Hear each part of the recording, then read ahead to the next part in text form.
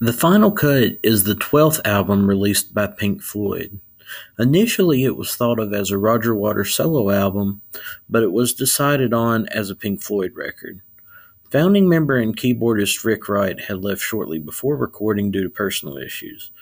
Though the lineup is three-quarters of Pink Floyd, the Final Cut is absolutely dominated by the singing, songwriting, and production of Roger Waters.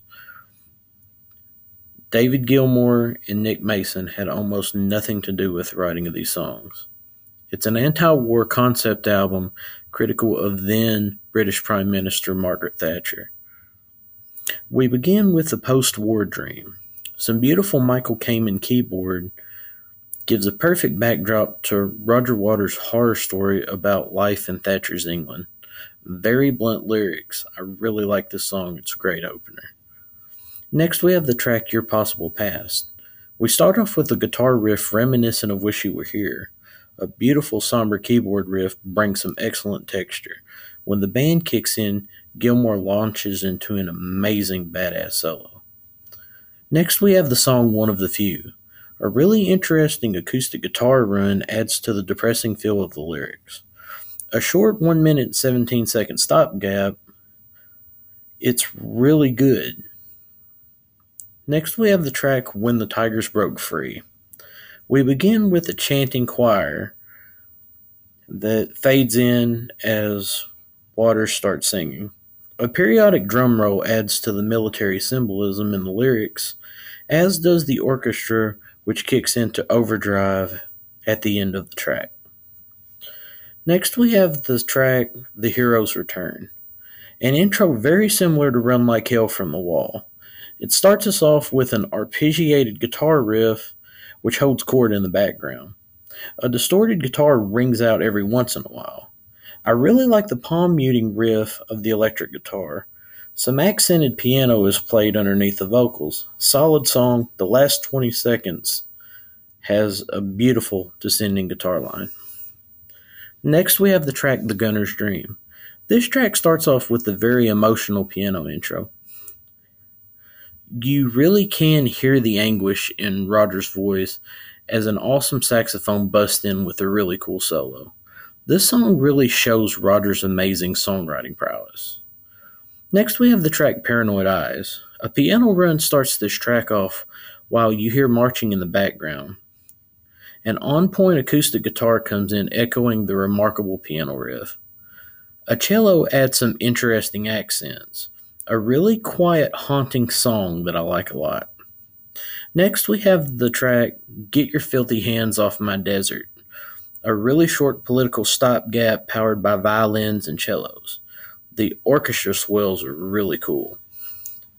Next, we have the Fletcher Memorial Home.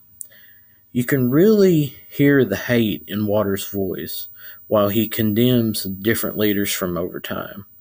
A song pumped full of vitriol under the guise of a quiet song until Gilmour delivers one of his masterful solos.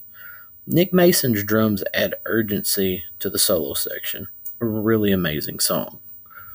Next, we have the track Southampton Dock, a really short acoustic strum song. Some intricate lyrics keep piling on the layers of meaning. Halfway through, a piano carries us out. Another solid song. Next, we have the track The Final Cut. A nice, slow, Floydian groove tells another one of Waters' tortured stories. A couple of gunshots in the background while Gilmour double tracks a short but very amazing solo. Next, we have the track Not Now, John.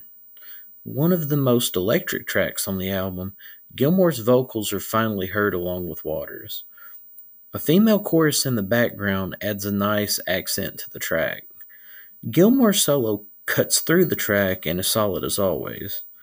It sounds a bit out of place with the rest of the album and has more going on than most of the other tracks.